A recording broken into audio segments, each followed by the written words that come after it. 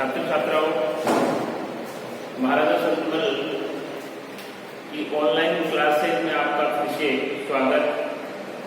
इसमें अपने जो पेपर है बी पार्ट थर्ड का जो पेपर सेकंड पेपर है इंडियन ज्योग्राफी यानी भारत का भूगोल, उसमें अपने काफी टॉपिक्स पे अपने चर्चा कर चुके हैं। तो अपना जो आज का जो टॉपिक है यानी जिस पे अपने आज चर्चा करने वाले हैं वो है भारतीय कृषि यानी इंडियन एग्रीकल्चर। तो भारतीय कृषि से पे अपने चर्चा करने से पहले अपने ये देख लेते हैं कि जो भारतीय कृषि है ये भारतीय कृषि यानी भारतीय कृषि को मुख्य रूप से यानी भारत की जो 70% आबादी है ये 70% आबादी किस पे आधारित है? एग्रीकल्चर पे आधारित है यानी कृषि पर आधारित है। तो 70% जिस देश की जनसंख्या कृषि पर आधारित है तो वो कौन सा देश कहलाता है? कृषि प्रधान देश। यानी कैसा देश हुआ? कृषि प्रधान देश। तो कृषि प्रधान देश है, इसलिए इसमें ज्यादातर यानी लोग अपने जो आर्थिक जीवन की जो दिनचर्या है वो किस पे गुजारते हैं? इससे कृषि पे गुजारते हैं। अब भारत का कुल क्षेत्रफल के लगभग यानी जो भारत का कुल क्षेत्रफल है उसका लगभग 51.7% क्षेत्रफल पर क्या होती है? कृषि होती है। यानी 51% यानी 50 से थोड़ा सा ज्यादा यानी जो 50% भाग है उस पे और चीजें हैं, बाकी 51.7% भाग पर कृषि कार्य होता है तथा कुल कार्यशील जनसंख्या का जो कुल कार्य कर रहे हैं उस कुल कार्यशील जनसंख्या का 64.5% भाग कृषि में लगा हुआ है। यानी जो कुल कार्यशील जनसंख्या है उस कुल कार्यशील जनसंख्या का कुल कार्यशील जनसंख्या का 64.7% कृषि कार्यों में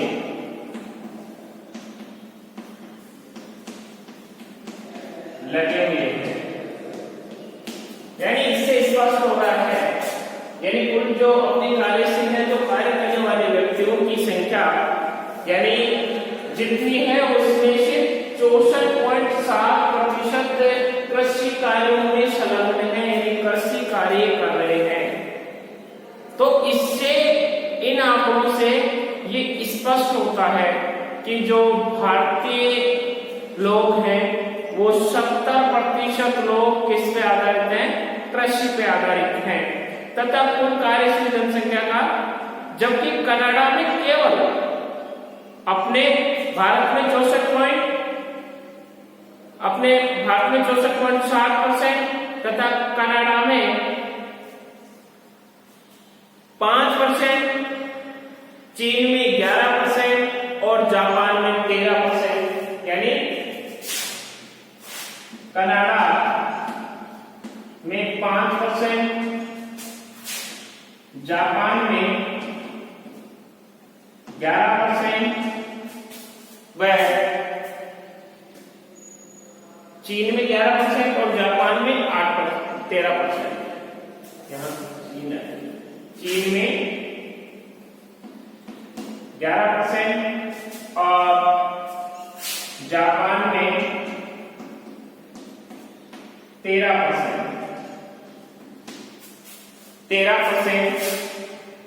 और यूएसए में 20% क्षेत्रफल पर, यूएसए में 20% क्षेत्रफल पर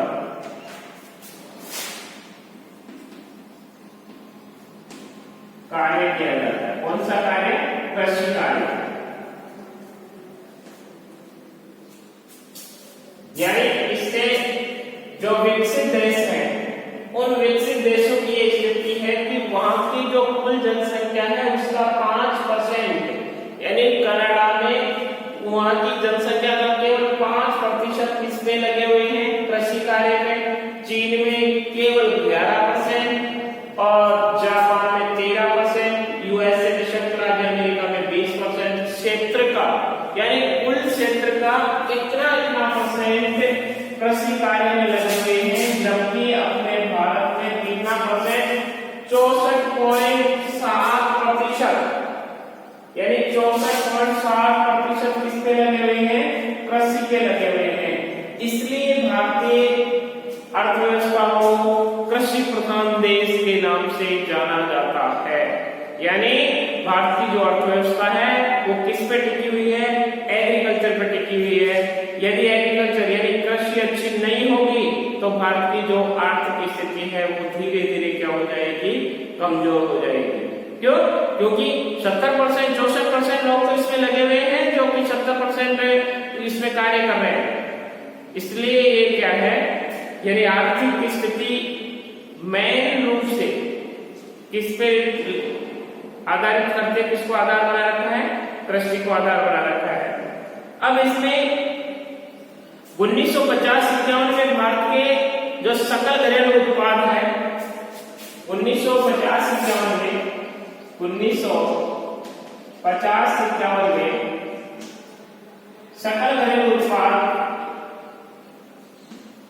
सकल घरेलू उत्पाद यानी जीडीपी,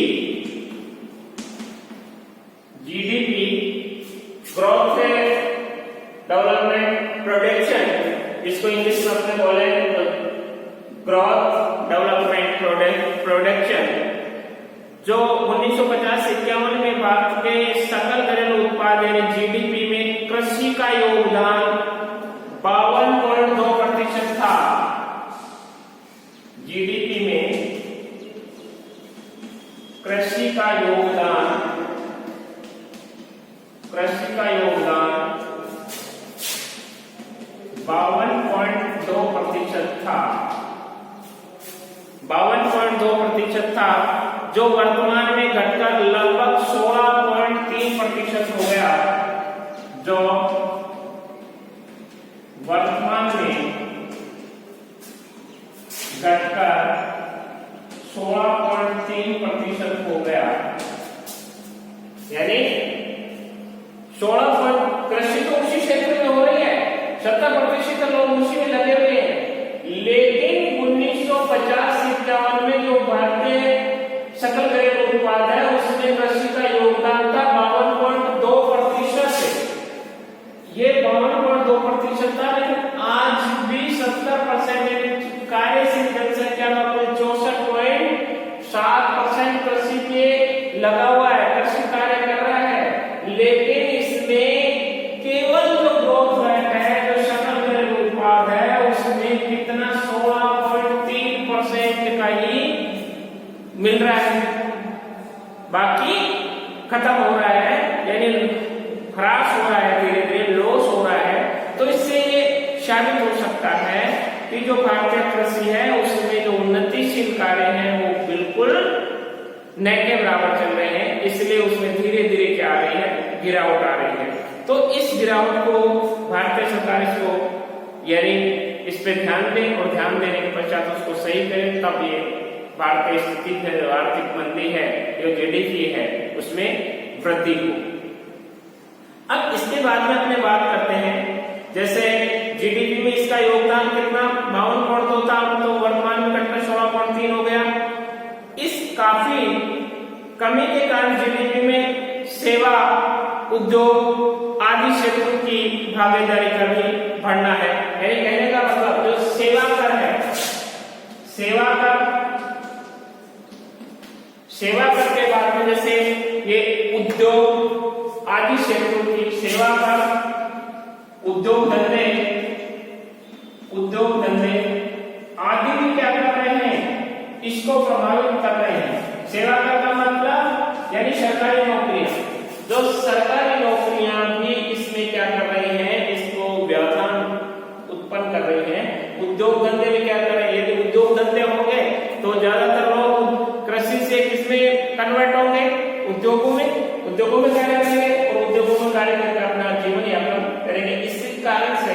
जिसमें सेवा कर है, उद्योग धंधे हैं, ये भी क्या कर रहे हैं, प्रभावित कर रहे हैं, जो अच्छे संकेत माने जा सकते हैं। अब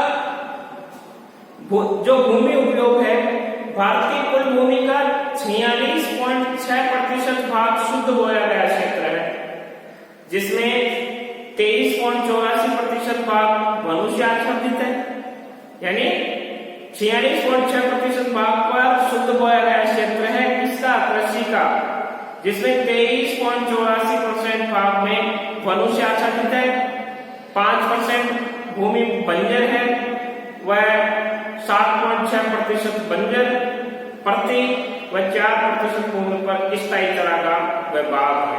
यानी कहने का मतलब भारत की कुल भूमि का, जो भारत की कुल भूमि है, भारत की कुल भूमि का 46.6% भाग शुद्ध बोया गया क्षेत्र है, भाग शुद्ध बोया गया क्षेत्र है, बोया गया क्षेत्र है, जिसमें 23.84% भागों पर वन है, जिसमें से 23.6% भाग पर वन है,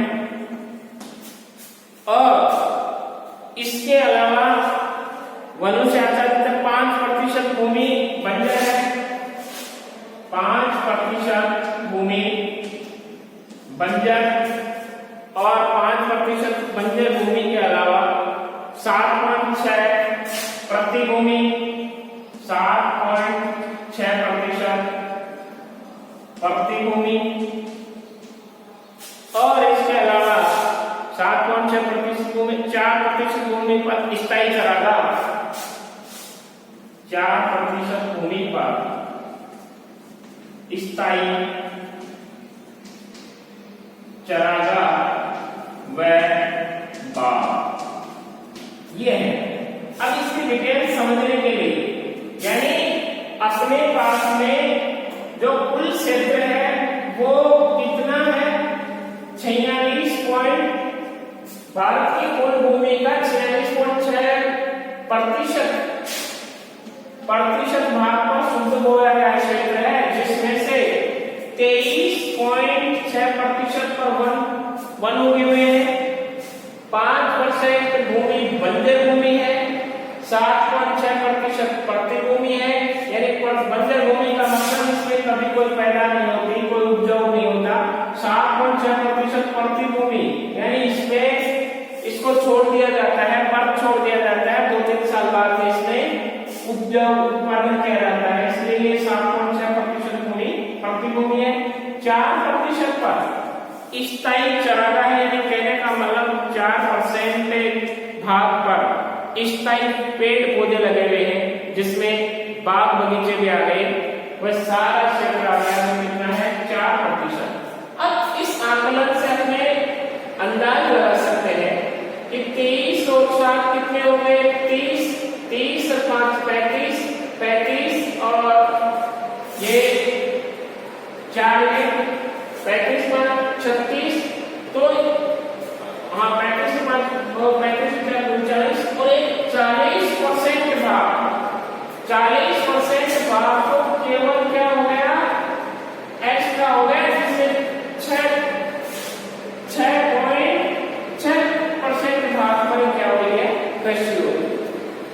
तो इन आंकड़ों से पता लग जाता है कि केवल इतने % भाग में कृषि हो रही है, बाकी उसका सकल उत्पादन निकल रहा है। तो इससे ये कृषि भूमि का जो क्षेत्र है ये निकल के आ रहा है। अब जो प्रतिभूमि है, प्रतिभूमि इसका तात्पर्य यह है कि वह भूमि जिसमें 1 से लेकर 5 वर्षों तक कोई फसल नहीं उगाई जाती, उसको क्या कहा जाता है, प्रतिभूमि, परत छोड़ दी जाती है, कहने का मतलब एक साल खेती कर ले उसके बाद में इसको भूल जाते हैं कि भाई 5-7 साल बाद में उसमें खेती करेंगे। बंजर भूमि वैसी भूमि जो किसी कारण से कृषि के अयोग्य है, कई बार अवैज्ञानिक खेती में इससे कृषि योग्य जमीन भी बंजर हो जाती है। यह है कृषि। अब इसमें अपने बात करें तो मुख्य रूप से अपने बात करने के लिए जैसे अपने भारत की प्रमुख फसलें, भारत की प्रमुख फसलें,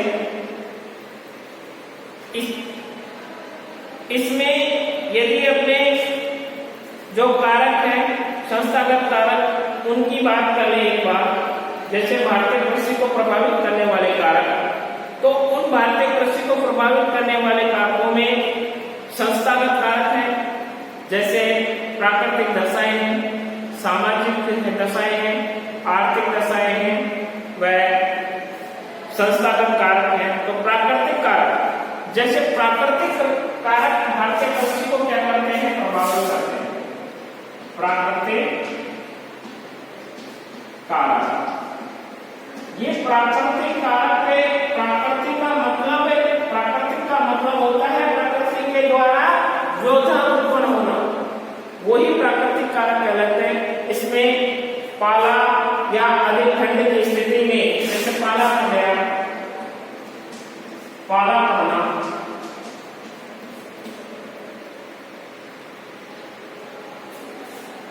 ये चीजें क्या करती हैं, भारतीय कृषि को प्रभावित करती हैं। स्थिति में कृषि कार्य संभव नहीं होता।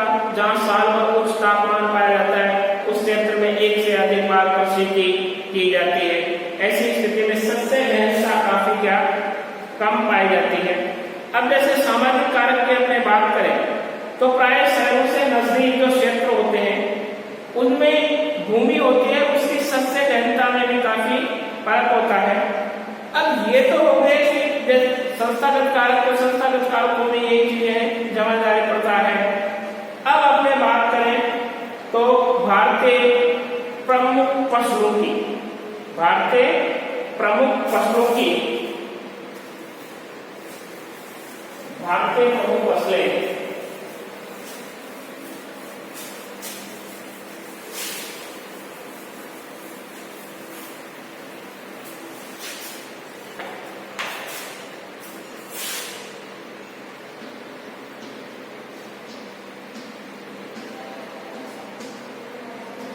भारतीय प्रमुख फसलें। अब भारतीय प्रमुख फसलें हैं, इसमें मुख्य रूप से खाद्यान्न फसलें। अब खाद्यान्न फसलों में गेहूं भी आ जाता है, जौ भी आ जाता है, चना भी आ जाता है, बाजरा भी आ जाता है, मक्का भी आ जाती है, धान भी आ जाता है। ये तो है खाद्यान्न फसलें। एक होती है रेशेदार फसलें जिसमें जूट है, जूट भी आता है, सन भी आता है, और एक होती है तिलहन फसलें जिनसे तेल निकाला जाता है, जैसे सोयाबीन है, मूंगफली है, तिल है, ये चीजें तिलहन। एक होती है व्यापारिक फसलें जिससे अपने को व्यापारिक लाभ होता है। तो अपने सबसे पहले अपने बात करते हैं जैसे खाद्यान्न फसलों की। तो खाद्यान्न फसलें, खाद्यान्न फसलें जो अपने मनुष्य खाने के योग्य है उसको क्या कहा जाता है, खाद्यान्न फसलें। तो इनमें मुख्य रूप से चावल है, गेहूं है। तो सबसे पहले अपने चर्चा करते हैं चावल की। खाद्यान्न फसलों में चावल की अपने चर्चा करते हैं। तो चावल एक उष्णार्द्र जलवायु की फसल है। कैसे? चावल एक उष्णार्द्र जलवायु की फसल है।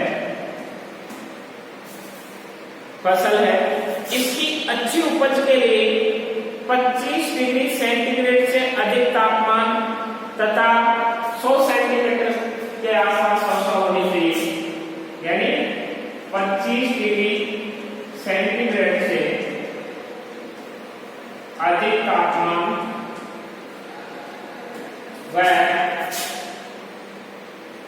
100 सेंटीमीटर से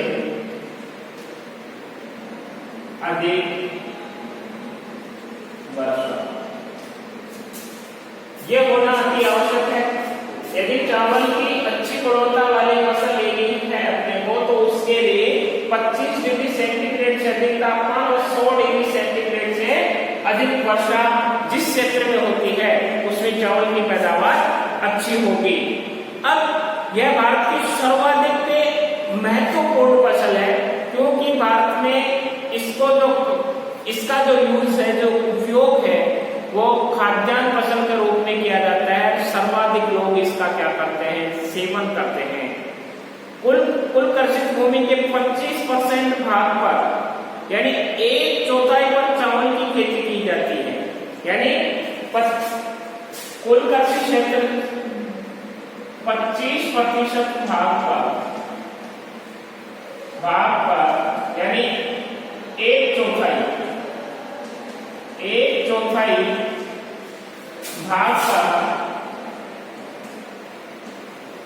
कृषि की जाती है।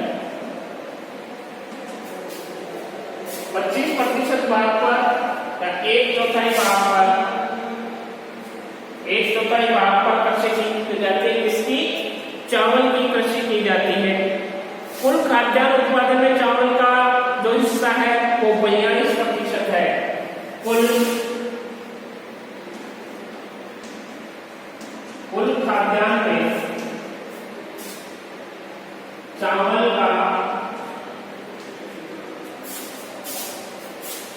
का हिस्सा 42% है, जो काफी अधिक है। यह है विश्व के कुल चावल उत्पादन में भारत का चीन के बाद में दूसरा स्थान आता है। अब विश्व में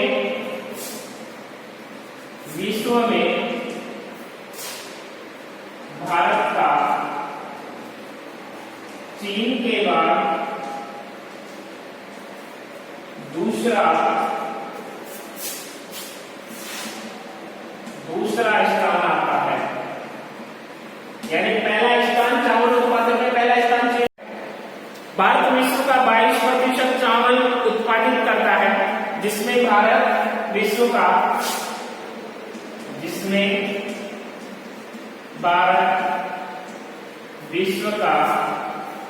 22% चावल उत्पादित करता है। कितना प्रतिशत करता है? 22% चावल उत्पादित करता है। जो भारत में चावल का सर्वाधिक उत्पादन पश्चिमी बंगाल करता है। दूसरे और तीसरे स्थान पर आंध्र प्रदेश व उत्तर प्रदेश। भारत में सर्वाधिक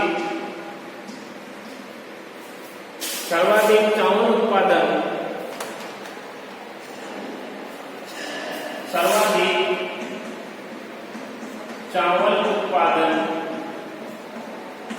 में पश्चिमी बंगाल यानी प्रथम नंबर पे, दूसरे व तीसरे नंबर पर आंध्र प्रदेश व उत्तर प्रदेश है।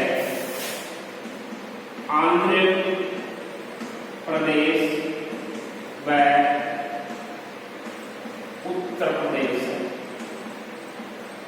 यानी पहले नंबर पे पश्चिमी बंगाल, दूसरे पे आंध्र प्रदेश और तीसरे पे यूपी।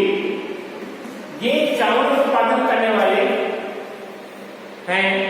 और मौसम के आधार पर भारत में चावल की 3 किस्में पाई जाती हैं।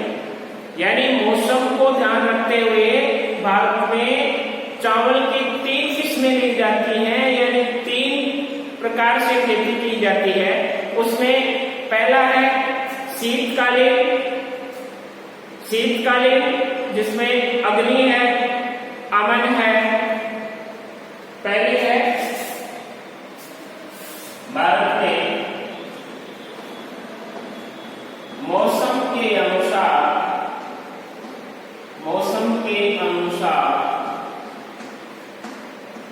3 प्रकार की किस्में ली जाती हैं।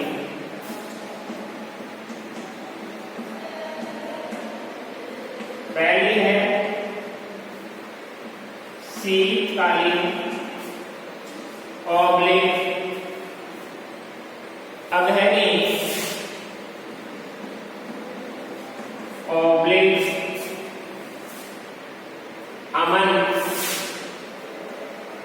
अमन।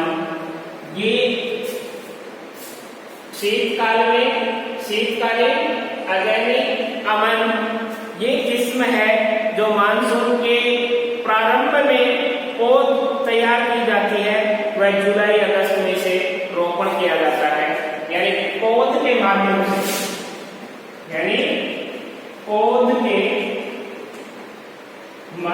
से, जुलाई अगस्त में, यानी आने वाला समय जुलाई अगस्त में रोपण के द्वारा इस फसल को किया जाता है शरतकालीन को, जिसका सितंबर अक्टूबर में कटाई होती है। सितंबर अक्टूबर में कटाई, सितंबर व अक्टूबर, यानी अपने जो जून का समय आता है उसमें उस टाइम में अपने बोई जाता है गेहूं और उस टाइम में ये कट जाता है, तो ये ध्यान रखना है। इसके बाद में ग्रीष्मकालीन, तो ग्रीष्मकालीन में बोरो है, ग्रीष्मकालीन दूसरी है, इसमें ग्रीष्मकालीन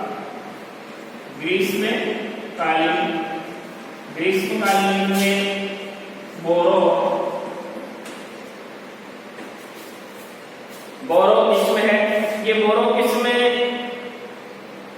सबसे ज्यादा ग्रीष्मकालीन बोरो, जिसकी बुआई नवंबर दिसंबर में और कटाई मार्च अप्रैल में की जाती है, यानी अपने गेहूं के साथ में बोया जाता है, गेहूं के साथ में इसकी कटाई होती है।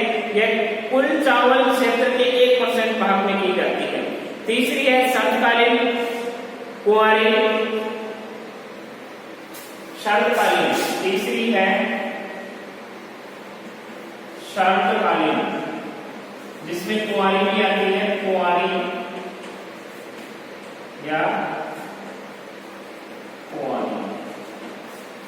ये किस्म है। अब इसमें मुख्य रूप से जो शरतकालीन किस्म है, ये शरतकालीन किस्म सर्वाधिक भारत में सर्वाधिक क्षेत्रफल में बोई जाती है। अब इसका जो शरतकालीन है, इसकी बुआई मई जून में और इसकी कटाई सितंबर अक्टूबर में की जाती है। अब पश्चिमी बंगाल व असम में चावल की 3 किस्में, जो पश्चिमी बंगाल है, और पश्चिमी बंगाल में सर्वाधिक चावल उत्पादन किया जाता है, तो पश्चिमी बंगाल में जो चावल की 3 किस्में हैं, ये 3 किस्में कौन सी, शीतकालीन है, ग्रीष्मकालीन है, शरतकालीन है। ये 3 किस्में पश्चिमी बंगाल में ली जाती हैं। पश्चिमी बंगाल में 3 किस्में अमन, ओस व बोरो आदि उगाई जाती है। चावल की प्रमुख किस्में जैसे रत्ना है, IR8 है, जमुना है, कृष्णा है, पद्मा है, जया है। ये चावल की किस्में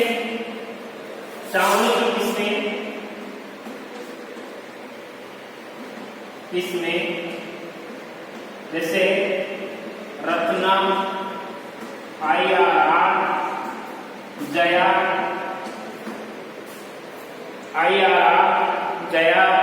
कृष्णा, पद्मा और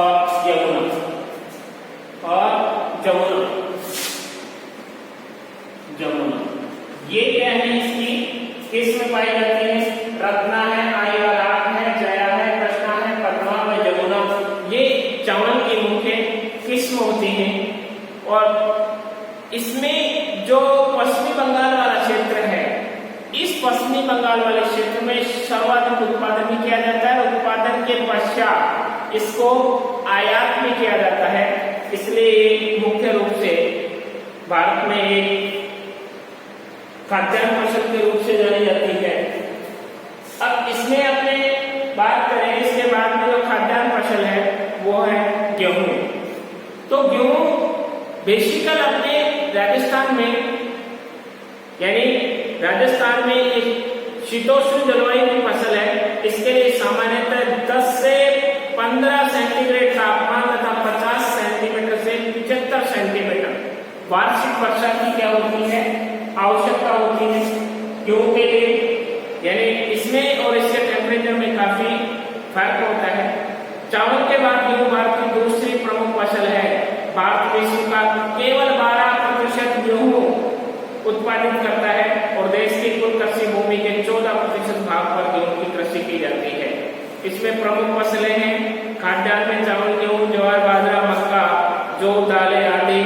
पेय फसलों में मैंने आपको बताया था चाय है, कहवा है, तंबाकू है।